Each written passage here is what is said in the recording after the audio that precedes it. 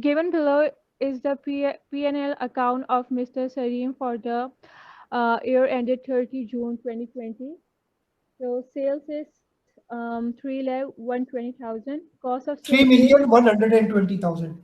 3,120,000. Cost of sale is 2,000,000 to 65,000. Gross profit is 855,000, and administrative expenses is 590,000.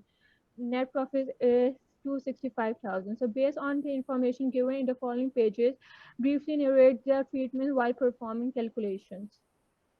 Thereafter, calculate tax liability. Okay.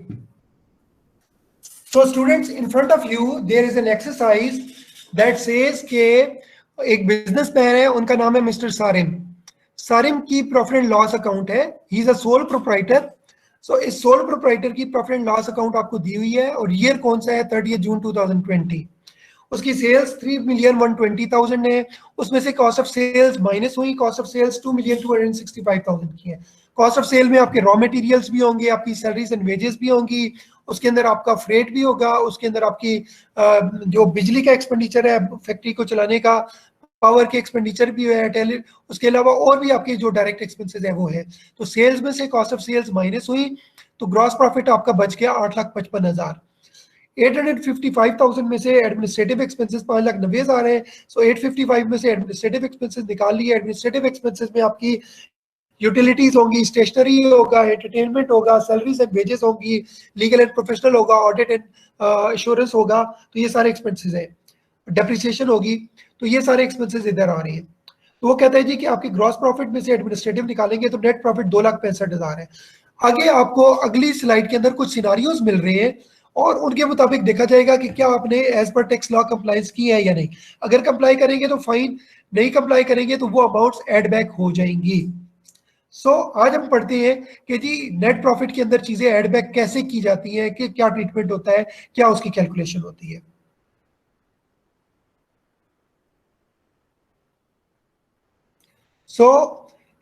जो tax payer है उसका नाम क्या है सबसे पहले वो लिखेंगे. Tax payer is mister Sarim. Calculation उसकी क्या कर रहे हैं? हम उसकी टैक्स कैलकुलेशन कर रहे हैं और कौन सा ईयर है? 30 जून 2020. ठीक है, ये लिख दिया. अब ये बताइए हमारा नेट प्रॉफिट, अकाउंटिंग प्रॉफिट कितना है जी? What is our accounting profit? Starting 2,65,000. Point क्या है बताओ? 265,000. Very good. तो हमारा जो स्टार्टिंग पॉइंट है वो आपकी जो अकाउंटिंग का जो क्लोजिंग है प्रॉफिट एंड लॉस की वो 2,65,000 है. टैक्स की कैलकुलेशन स्टार्ट ही इससे होती है 265,000 से. 265,000 हमने इधर लिख दिया.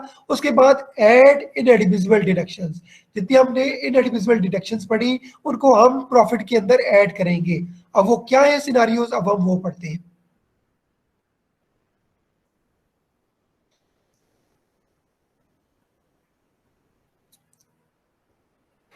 जी ये कौन पढ़ेगा जी? This would be read by some other student. Bilal Arshad आप पढ़ेंगे. जी Bilal.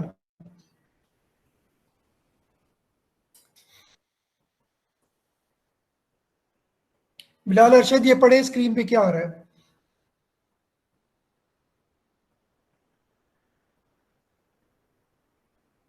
Bilal second call, are you there? Bilal, now this is third call. Are you there?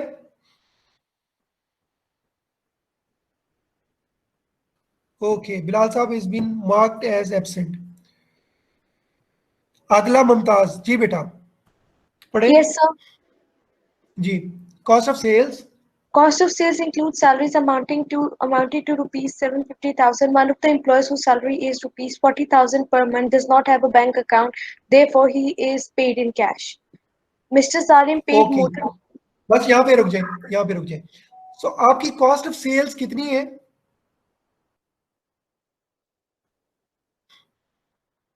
आपकी कॉस्ट ऑफ सेल्स कितनी है?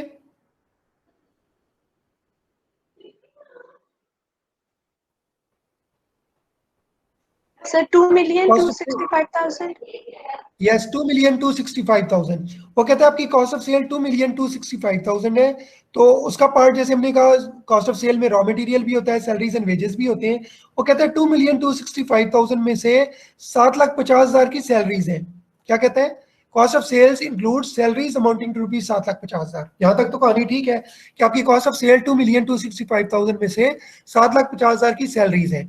आगे गंभीर कहानी शुरू हो रही है। कहते हैं ये जो 7,50,000 रुपए की सैलरीज है, इनमें से ये कुछ इन्फो रिलेटेड है, पढ़े जरा। One of the employees whose salary is rupees 40,000 per month does not have a bank account. Therefore, he is paid in cash. क्या मतलब हुआ? उसकी सैलरी 40,000, उसका बैंक अकाउंट नहीं, इसलिए उसे इन हैंड कैश देते हैं, बैंक ट्रांसफर। उसको इन हैंड कैश दिया, तो इसका मतलब है जुलाई की सैलरी भी 40,000 पे हुई, अगस्त की भी 40,000 कैश में पे हुई, सितंबर, अक्टूबर, नवंबर, पूरा साल 12 माह ये इसकी सैलरी कैश में पे हुई। तो लॉ क्या कहता है, इसकी सैलरी कैश में पे होनी चाहिए थी या क्रॉस चेक के थ्रू पे होनी चाहिए थी? जी, लॉ क्या कहता है? सर क्रॉस चेक के थ्रू। क्रॉस चेक लिमिट क्या है, कितनी अमाउंट तक हो? 25,000। 25,000। सो ये सैलरी 25,000 तक अगर होती तो आप कैश में पे कर सकते थे। 25,000 रुपए से ऊपर की है तो आप कैश में नहीं पे कर सकते, आपको क्रॉस चेक के थ्रू पे करना चाहिए था। तो इसका मतलब है ये जो 40,000 रुपए की अमाउंट है ये डिसअलाउ हो जाएगी हर माह की। सो 40,000 इंटू 12 480,000 ये आपके एक्सपेंडिचर के तौर पे ट्रीट नहीं होगी, क्योंकि आपने लॉ की वायलेशन की। आपको क्रॉस चेक के थ्रू या बैंक ट्रांसफर के थ्रू पेमेंट करनी चाहिए थी, आपने कैश में पे की, ये अमाउंट डिसअलाउ हो जाएगी। तो आपका प्रॉफिट था 2,65,000, आपकी जो अकाउंटिंग प्रॉफिट है 2,65,000 रुपए की अमाउंट है, तो इसमें ये वाली अमाउंट ऐड हो जाएगी। कौन सी? 40,000 इंटू 12 480,000 आपकी इनकम में ऐड हो जाएगी। सो अब आपका अकाउंटिंग प्रॉफिट 2,65,000 नहीं रहा, 2,65,000 प्लस 4,80,000 होगी, आपका प्रॉफिट बढ़ गया। जब प्रॉफिट बढ़ जाएगा तो टैक्स भी बढ़ जाएगा। सो आपकी 40,000 रुपए की सैलरी थी, मल्टीप्लाइड बाय 12, 12 माह की आपने कैश में पे की। लॉ क्या कहता है कि salaries in excess of ₹25,000 can not be paid in cash. So since you have paid in cash, so this is disallowed, this is added back, right? So ये add back होगी। Next, ये पढ़े mister Sarim.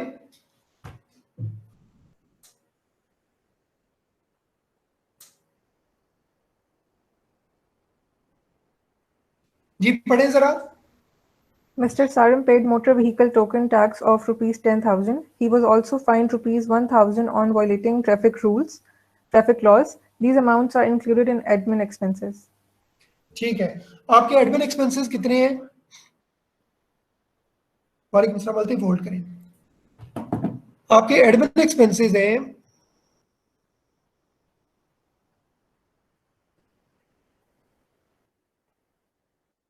आपके admin expenses है 5,90,000। 5,90,000 रुपए के जो admin expenses है इसमें कहता है कि 11,000 रुपए इन दो चीजों के हैं। 10,000 रुपए आपने गाड़ी का टोकन टैक्स पे किया और 1,000 रुपए आपने ट्रैफिक वायलेशन की। तो इनका बताएं कि क्या ये एडमिसिबल है या नॉन एडमिसिबल है। तो इसके बारे में जरा सोचें, 10,000 रुपए का क्या ट्रीटमेंट होगा, 1,000 रुपए का क्या ट्रीटमेंट होगा। जी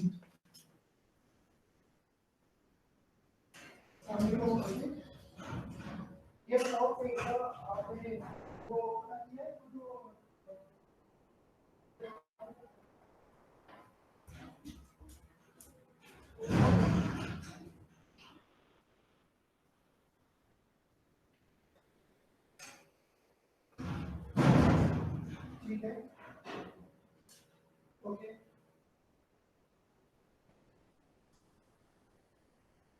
तो ठीक है, मतलब प्रॉफिट रेशियो और शेयर होल्डिंग रेशियो तो ऑलरेडी मेंशन है ना। नहीं, वर्थ वाली बात आपकी ठीक है कि वो वर्थ मेंशन होनी चाहिए बिजनेस की, लेकिन जो उसकी प्रॉफिट रेशियो है वो तो मेंशन है ना उसमें एग्रीमेंट में। तो इसका मतलब है एज ऑन स्पेसिफिक डेट हमने उस बिजनेस की वैल्यूएशन करके बतानी है। बस यही एक ऑब्जेक्शन है। चलिए, एफिडेविट में क्या चेंज करनी है? अच्छा चलिए, ठीक हो गया, राइट, ठीक है, ओके। जी स्टूडेंट्स, क्या ट्रीटमेंट है इसका?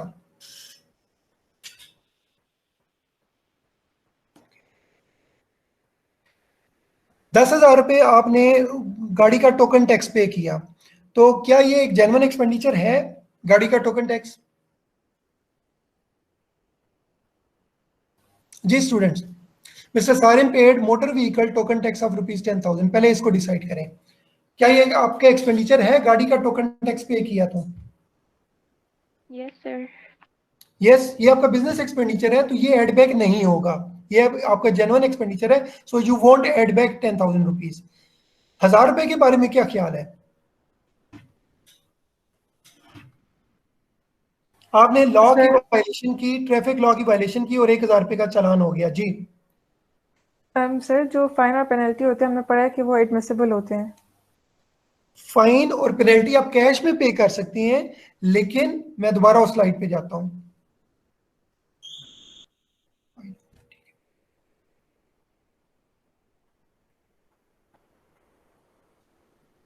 ये देखें,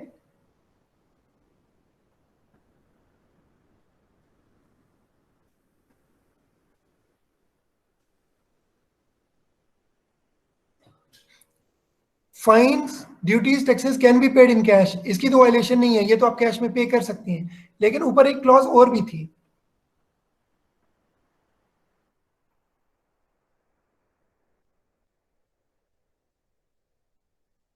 ये क्या कहते हैं कि आप वो कैश में तो पे कर सकते हैं, लेकिन बाय नेचर जो फाइन और पेनल्टी होती है वो होती है इनएडमिसिबल एक्सपेंडिचर है।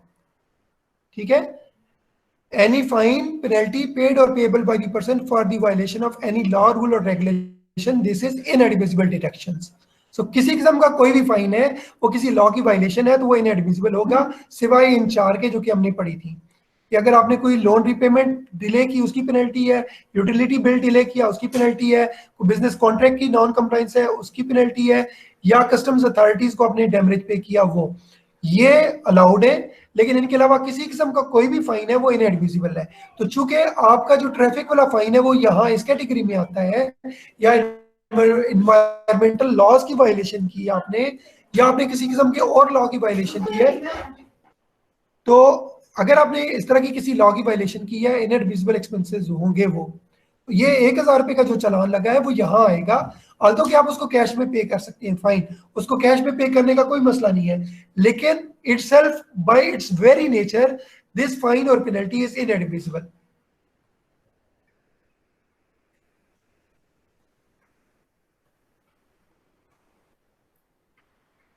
सो ये जो 1,000 रुपये आपने ट्रैफिक लॉ की वायलेशन की, ये 1,000 रुपया एडबैक हो जाएगा आपके प्रॉफिट के अंदर, ये वाली भी इनएडमिसिबल एक्सपेंडिचर ट्रीट होगा।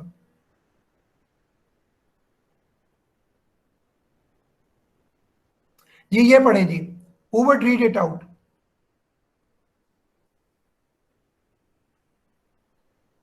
बिलाल अरशद, आपको मैं एक बारी और देता हूं, आपने कहा ना आई एम देयर, सो बिलाल अरशद साहब आप ये पढ़ें इस स्लाइड को। सर बिलाल का माइक चल रहा है सर, उसके आइंदा फोन से माइक वाला कोई चक्कर नहीं होगा भाई, सर उसके फोन ये this is not a reason. Mic sir, ठीक उसने करो। चैट में लिखा है। जी हमजा, आपकी बारी है। जी sir.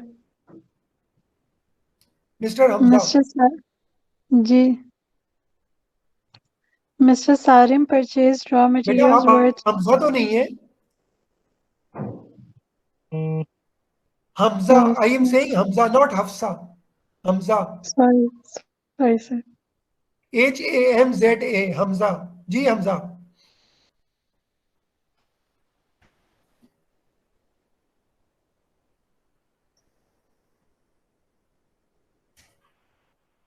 Hamza this is the final call.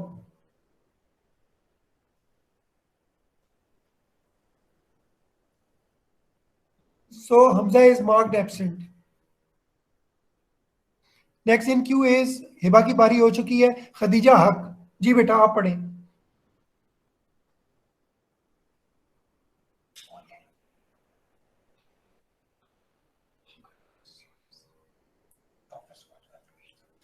जी बेटा शाबाश। खदीजा हक, आप बेटा, आपको मैं, this is the final call, if you don't speak anything you would be marked as absent.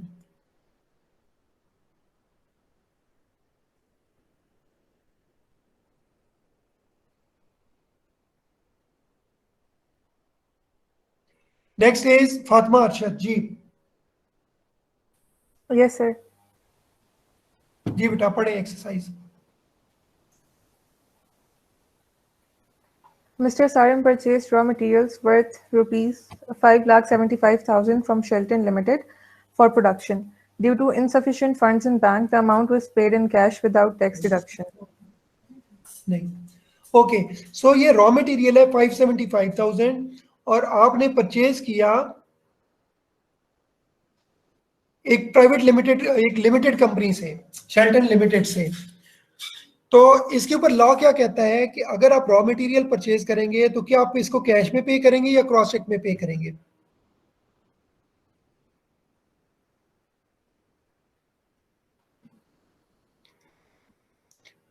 Law की पोजीशन क्या है?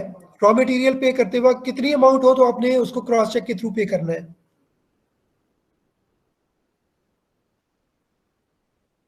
जी एनी स्टूडेंट? हमने लिमिट पढ़ी थी, सिंगल ट्रांजैक्शन की लिमिट है 25,000 और अकाउंट हेड की लिमिट है 2,50,000। जी बताएगा कोई कि इसके ऊपर क्या ट्रीटमेंट होना चाहिए?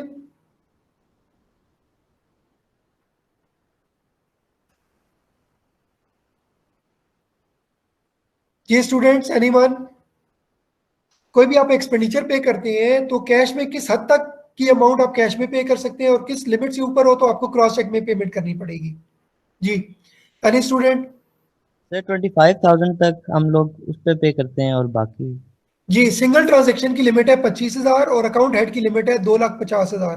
तो ये वाली अमाउंट 25,000 की लिमिट से भी ऊपर है और 2,50,000 रुपए की लिमिट से भी ऊपर है, ये आपको क्रॉस चेक के थ्रू पे करनी चाहिए थी, लेकिन ये कहता क्या है? Due to insufficient funds in bank the amount was paid in cash. तो एक तो आपने वायलेशन ये कर दी कि आपने कैश में पे की, दूसरी वायलेशन क्या की कि विदाउट टैक्स डिडक्शन, आपने टैक्स भी नहीं काटा। तो ये इस अमाउंट के ऊपर टैक्स कितना काटना बनता था? हमने पढ़ा था सप्लाईज के केस में क्या रूल है, कितना टैक्स कटेगा? 20% डिसअलाउ होगा और बाकी 80% सर नहीं, अलाउ लेकिन होगा। टैक्स आपने कितना काटना था? टैक्स कितना Sir, काटना था? 4%. 4%, यस, क्योंकि ये कंपनी है शेल्टन लिमिटेड, सप्लायर आपका कौन है? Shelton limited. सो आपने टैक्स काटना था 4% ऑफ दी 575,000, आपने नहीं काटा और कैश में भी पे किया। तो ये अमाउंट अगर रॉ मटेरियल ना होती तो 100% डिसअलाउ हो जाती। चूंकि ये रॉ मटेरियल है तो आप बिल्कुल सही कह रहे हैं कि 20% डिसअलाउ हो जाएगी। तो 5,75,000 रुपए का 20% कैलकुलेट करेंगे, 5,75,000 रुपए का 20% ये डिसअलाउ हो जाएगा और 80% अलाउड हो जाएगा। सो 575 इंटू 20% 1,15,000 रुपया ये डिसअलाउ हो जाएगा और बाकी 80,000 रुपीज 575 माइनस 1,15,000 वो आपका एक जनरल एक्सपेंडिचर के तौर पे टैक्स अथॉरिटीज आपको अलाउ कर देंगी। सो 20% ऑफ 575,000 दैट कम्स टू 115,000, ये एड बैक हो जाएगा, ये आपकी इनकम में ऐड हो जाएगा और बकाया 80% अनहर्ट रहेगा। Okay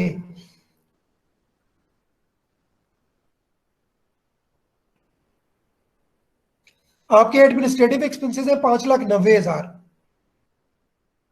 your administrative expenses are 590,000।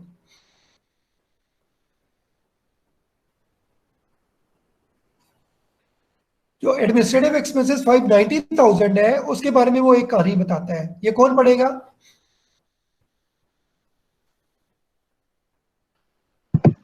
Sir मैं पढ़ दूं? जी हमजा। आप स्क्रीन से शेयर कर दें फिर मैं कर देता हूं। जी सर वो सॉरी पहले administrative expenses include administrative expenses include rupees 80,000 in respect of entertainment. Out of this, rupees 35,000 was incurred in respect of opening a new branch. Remaining rupees 45,000 was incurred on visit of Sarim's friend from Canada. जी तो administrative expenses जो भी थे उनमें से 80,000 रुपए की ये बात हो रही है। कहते हैं जी कि ये जो 80,000 रुपए है ये एंटरटेनमेंट के ऊपर है। इन 80,000 रुपए में से दो अमाउंट्स का वो जिक्र करता है। कहता है जी कि 35,000 आपने एक न्यू ब्रांच ओपन की, उसके लिए एक्सपेंडिचर पे किया, तो क्या ये आपके एक्सपेंडिचर के तौर पे अलाउड होगा या नहीं होगा?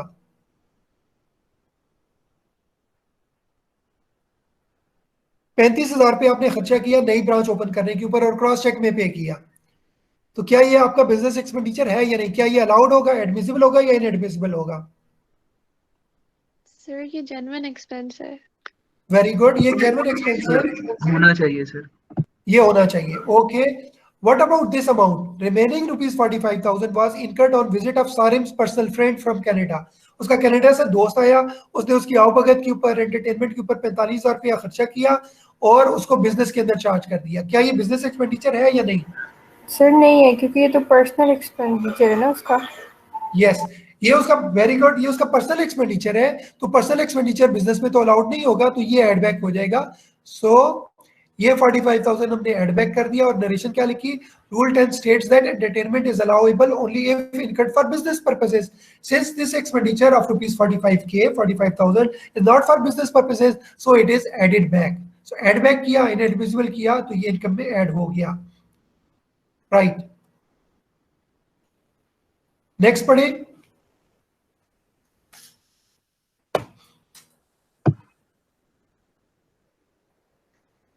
सर मैं ही पढ़ूं या फिर कोई और?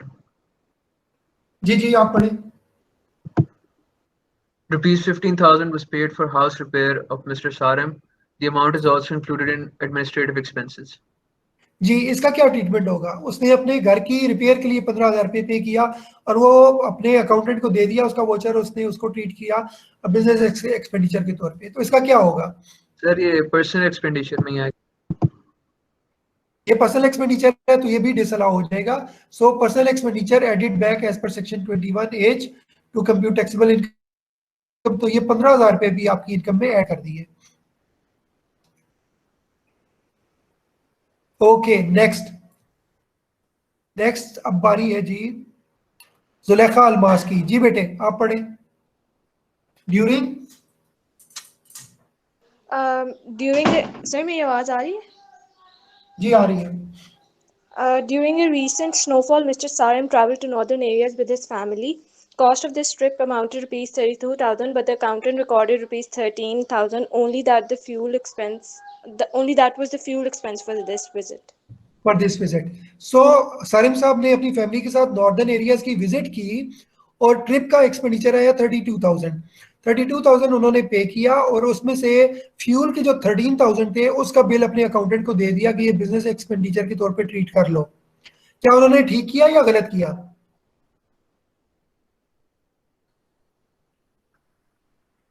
अब एज पर लॉ क्या ट्रीटमेंट होना चाहिए इस सिनारियो का?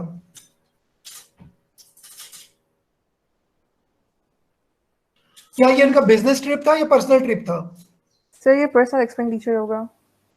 ये पर्सनल एक्सपेंडिचर होगा। 32,000 या 13,000? सर 32,000 पूरा रिकॉर्ड होना चाहिए ना। उसने अकाउंटेंट को क्या रिकॉर्ड करवाया बुक्स के अंदर?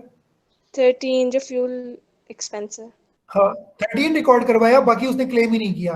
तो चूंकि ये 13 उसने बिजनेस के तौर पे किया तो लॉ उसको डिसअलाउ करता है क्योंकि वो पर्सनल एक्सपेंडिचर है, तो ये 13,000 रुपए डिसअलाउ हो जाएंगे। सो ये 13,000 रुपए हम डिसअलाउ करेंगे और लिख देंगे जी के travel to northern areas personal expenditure disallowed and added back as per section 21 to compute taxable income. Okay sir ये वाला और जो हमने सैलरी में पढ़ा था जी वो डिफरेंट है ये दोनों? उसमें भी देखिए ये बिजनेस वाला सैलरी एक बंदे की आपकी बिजनेस एक्सपेंडिचर है, लेकिन आपने सैलरी 25,000 रुपए तक की सैलरी आप कैश में पे कर सकते हैं। आपने उसकी सैलरी 40,000 रखी हुई है तो और वो कैश में पे कर रहे हैं, तो वो चूंकि आप कैश वाली लॉ की वायलेशन कर रहे हैं कि एक बिजनेस एक्सपेंडिचर है, जेन्युइन बिजनेस एक्सपेंडिचर है और उसको आपने क्रॉस चेक के थ्रू पे करना है, बैंकिंग चैनल के थ्रू पे करना है। 40,000 रुपए की सैलरी 25,000 रुपए से ऊपर है, उस थ्रेशोल्ड से ऊपर है, तो 25,000 रुपए तक की सैलरी आप कैश में पे कर सकते थे। आपने उसके ऊपर की सैलरी कैश में पे की तो वो डिसअलाउ हो जाएगी और आपकी इनकम में ऐड बैक हो जाएगी। ये एक डिफरेंट केस था और ये वाला उसका पर्सनल एक्सपेंडिचर है, तो पर्सनल एक्सपेंडिचर भी एज पर लॉ अलाउड नहीं होता। Got it? सर मुझे समझ आ गई, बस एक कंफ्यूजन थी। जब सैलरी वाला आपने पढ़ाया था तो आपने बोला था कि जैसे कोई भी ट्रैवलिंग अलाउंस मिलता है, फ्यूल अलाउंस या कोई टिकट है, तो वो हमारे सैलरी का पार्ट होता है। तो ये वाला चीज और ये ओके ओके ओके ओके आप उधर कंफ्यूज हो रही हैं। देखिए ट्रैवलिंग की कॉस्ट आप कैश में पे कर सकते हैं, ठीक है, ट्रैवलिंग की कॉस्ट आप कैश में पे कर सकते हैं। यहाँ तो कैश का मामला ही नहीं है, यहाँ ये मामला है कि आप बेशक आप 13,000 आपने कैश में पे किया, कैश में पे करने की वजह से इसको डिसअलाउ नहीं कर रहे। हम इस एक्सपेंडिचर को इस वजह से डिसअलाउ कर रहे हैं कि ये पर्सनल नेचर का एक्सपेंडिचर है। वापस जाता हूं मैं उस स्लाइड के ऊपर।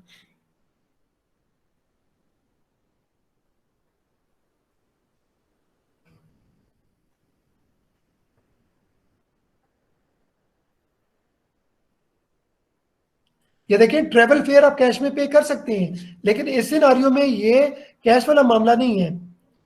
ये इसको डिसअलाउ करने का रीजन डिफरेंट है। इसको डिसअलाउ करने का रीजन क्या है, ये वाला। ये पढ़े क्या कहते हैं?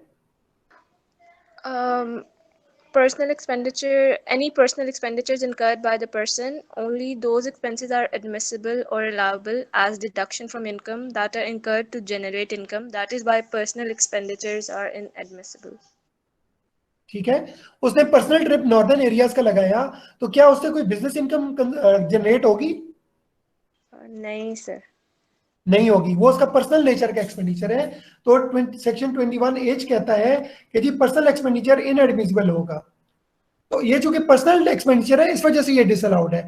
ये इस वजह से डिसअलाउड नहीं है कि ये ट्रेवल का, तो आप जो बिजनेस एक्सपेंडिचर है ये उसकी बात हो रही है कि ये जो ट्रेवल फेयर है आप कैश में पे कर सकते हैं। ये तो बिजनेस एक्सपेंडिचर की बात है। मेरा एक क्वेश्चन है जी सर, हो सकता है उस ट्रिप में हमें कोई नया वेंडर मिल जाए या कोई भी ऐसा पर्सन मिल जाए जिसकी वजह से हमारा बिजनेस एक्सपैंड हो जाए, तो क्या फिर वो हमारा एडमिसिबल होगा कि नहीं एडमिसिबल होगा? जी, अगर तो वो ये कहता है कि जी ये मैंने एक एक्सपेंडिचर किया, मैं अपनी फैमिली के साथ उधर ट्रिप पे गया हुआ था और मुझे कोई एक और बिजनेसमैन मिल गया, उसके साथ मैंने लंच किया या डिनर किया और हमने एक बिजनेस डील कर ली। तो जब उसने बिजनेस डील की तो उसकी जो ट्रेवलिंग की कॉस्ट है, फ्यूल कॉस्ट, वो तो अलाउड नहीं होगी, लेकिन उधर बैठ के जो लंच या डिनर किया वो बिजनेस एक्सपेंडिचर के तौर पे ट्रीट हो जाएगा। ओके। तो यहाँ पे ये बेशक ये ट्रैवलिंग कॉस्ट है, लेकिन ट्रैवलिंग कॉस्ट बिजनेस की ट्रैवलिंग कॉस्ट है। पर्सनल ट्रैवलिंग कॉस्ट जो है वो तो अलाउड नहीं है, वो तो वैसे ही डिसअलाउड है, जो हमने अभी सेक्शन पढ़ा।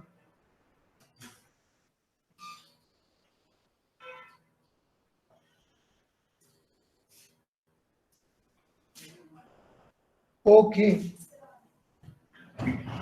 तो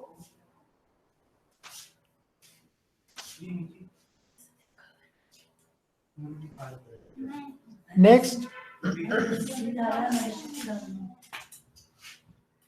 इज एडमिन एक्सपेंसेस कंटेन, ये पढ़ें। एडमिन एक्सपेंसेस हैं आपके जितने भी हैं, उसमें से 33,000 की एक पेमेंट आपने की, 7,000 की एक पेमेंट की और 31,000 रुपये की एक पेमेंट की, आपने कैश में पेमेंट की।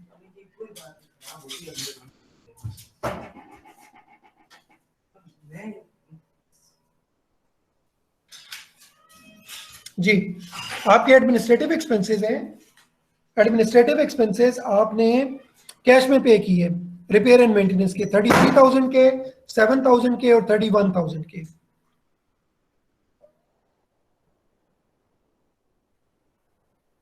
तो इनमें से कौन कौन से अलाउड होंगे और कौन कौन से डिसअलाउड होंगे?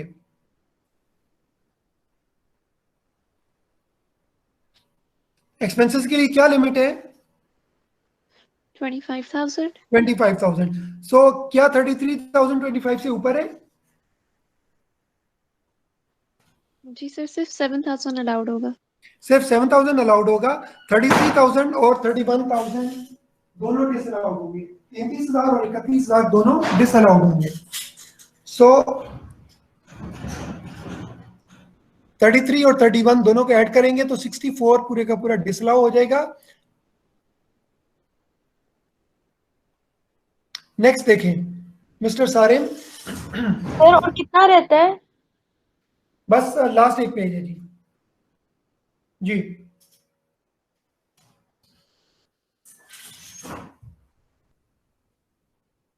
जी मिस्टर सारिम। मैं पढ़ूं अगर कोई जी जी बेटा पढ़ें, शाबाश, जल्दी जल्दी कंक्लूड करें। Mr. Sarim visited UAE to attend a business conference. Travel expenses are rupees 150,000 and return ticket cost paid in cash rupees 60,000 for this visit. जी, वो क्या पर्सनल नेचर के लिए गया या बिजनेस पर्पसेस के लिए गया? सर बिजनेस पर्पसेस के लिए। बिजनेस पर्पसेस के लिए। और उसने ट्रैवलिंग कॉस्ट जो है वो कैश में पे की। क्या ट्रैवलिंग कॉस्ट कैश में पे की जा सकती है? जी सर की जा यस बिल्कुल की जा सकती है, as per law travel cost allowed है। So what we would say, इसमें से सारी की सारी अलाउड है तो कुछ भी इनएडमिसिबल नहीं होगी, जीरो अमाउंट इनएडमिसिबल होगी। So as per section 21 travel cost even if paid in cash is admissible.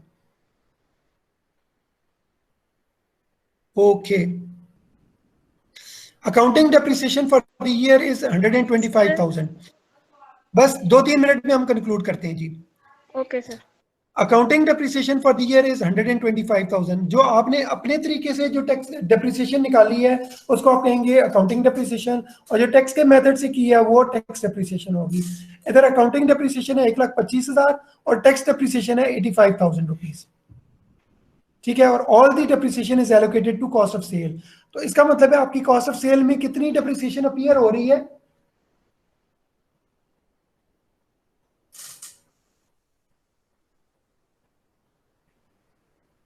आपकी कॉस्ट ऑफ सेल में कितनी डेप्रिसिएशन अपीयर हो रही है? Sir 125।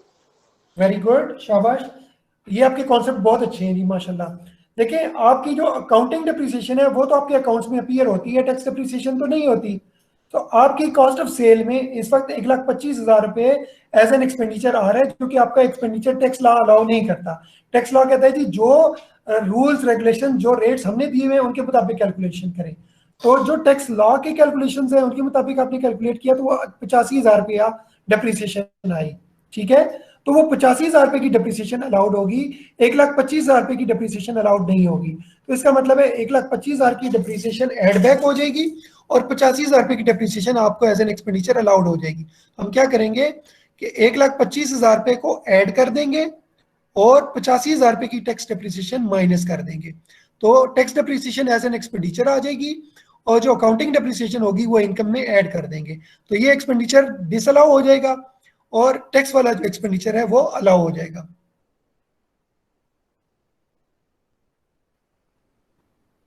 Next final one is, ये पढ़ें।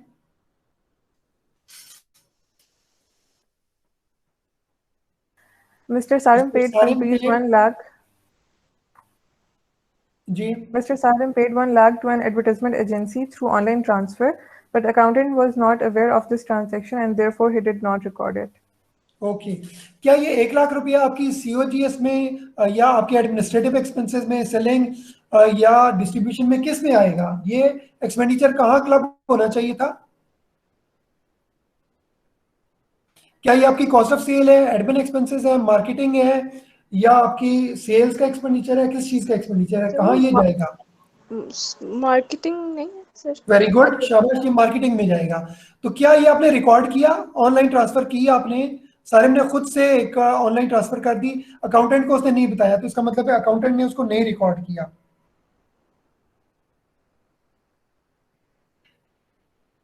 तो क्या ये आपके administrative, selling, distribution, marketing expenses में अपीयर हो रहा है ऑलरेडी कि नहीं हो रहा? नहीं सर, पता ही नहीं हो रहा। तो इसका मतलब है चूंकि ये एक्सपेंडिचर के तौर पे पहले ट्रीट नहीं हुआ तो इसको आप एज एन एक्सपेंडिचर लेंगे। तो इधर ये वाला एक्सपेंडिचर एक जेन्युइन एक्सपेंडिचर है, ये अलाउ हो जाएगा। सो आपने स्टार्ट किससे किया? हमने स्टार्ट किया 2,65,000 रुपए के अकाउंटिंग प्रॉफिट से। 2,65,000 रुपए के अकाउंटिंग प्रॉफिट से ऐड किया, उसके अंदर जितनी भी लॉ की वायलेशंस थी उन सब की अमाउंट्स इनएडमिसिबल ऐड कर दी इस इनकम के अंदर। 2,65,000 इसके अंदर ऐड कर दी, 2,65,000 में 4,80,000 ऐड किया, 1,000 ऐड किया, 1,15,000 सैलरी रॉ मटेरियल्स का ऐड किया, 45,000 रुपये एंटरटेनमेंट का ऐड किया, 15,000 रिपेयर एंड मेंटेनेंस का ऐड किया, 13,000 ट्रिप का और 64,000 रुपये रिपेयर एंड मेंटेनेंस का ऐड करते करते अच्छी खासी अमाउंट बन गई। 1,25,000 डेप्रिसिएशन का और 85,000 रुपये टैक्स डेप्रिसिएशन माइनस की और एडवर्टीजमेंट एक्सपेंडिचर माइनस किया। तो टोटल आपकी 2,65,000 रुपये की इनकम कन्वर्ट हो गई 9,38,000 रुपये के ऊपर। So as per tax law 2,65,000 रुपये के अंदर बहुत सारी चीजें प्लस माइनस करके you have converted 2,65,000 to 9,38,000। You have converted rupees 265,000 to taxable income of 938। Accounting profit 2,65,000 से स्टार्ट किया और ब्रेक लगाई टैक्सेबल इनकम ऑफ 938,000। सो ये एडजस्टमेंट्स हैं। आपने स्टार्ट किया अकाउंटिंग प्रॉफिट से, जो कि 2,65,000 रुपए का था। अकाउंटिंग प्रॉफिट से स्टार्ट लिया 2,65,000, उसमें इनएडमिसिबल डिडक्शंस ऐड कर दी और एडमिसिबल डिडक्शंस अलाउ की, ये दो। Ultimately you have arrived at taxable income of 938,000। अब टैक्स किसके ऊपर लगेगा? टैक्सेबल इनकम के ऊपर लगेगा, 9,38,000 रुपए के ऊपर लगेगा, 2,65,000 अकाउंटिंग प्रॉफिट के ऊपर नहीं लगेगा। इसके ऊपर टैक्स कैसे लगेगा? हम स्लैब रेट देखेंगे 9,38,000 रुपए के ऊपर। तो लॉ कहता है जी 6 लाख रुपए तक आपका 10,000 टैक्स है, तो बाकी कितना बच गया? 9,38,000 रुपए में से 6 लाख निकाल दिया, उसके ऊपर 10,000 टैक्स है, तो बाकी रह गया 3,38,000। सो जो 3,38,000 है उसके ऊपर आपका टैक्स बनता है 10% के हिसाब से, वो आ गया 33,800। सो 10,000 प्लस 33,800 टोटल आ गया 43,800। ये आपकी टैक्स लाइबिलिटी होगी। सो आपकी अकाउंटिंग प्रॉफिट था 2,65,000, अकाउंटिंग प्रॉफिट था 2,65,000, उसमें inadmissible deductions as per section 21 add back की और अकाउंटिंग प्रॉफिट एड बैक किया, अकाउंटिंग डेप्रिसिएशन एड बैक की, टैक्स डेप्रिसिएशन माइनस की क्योंकि वो आपको एक्सपेंडिचर के तौर पे अलाउड था। एक एडवर्टाइजमेंट का एक्सपेंडिचर आपने बुक नहीं किया हुआ था, वो रिकॉर्ड कर दिया और अल्टीमेटली 2,65,000 रुपए के अकाउंटिंग प्रॉफिट को आपने कन्वर्ट कर दिया 9,38,000 रुपए के टैक्सेबल इनकम के ऊपर, और 9,38,000 रुपए के ऊपर हमने टैक्स कैलकुलेट किया 43,800। So that is how we calculate. So students, we conclude over here.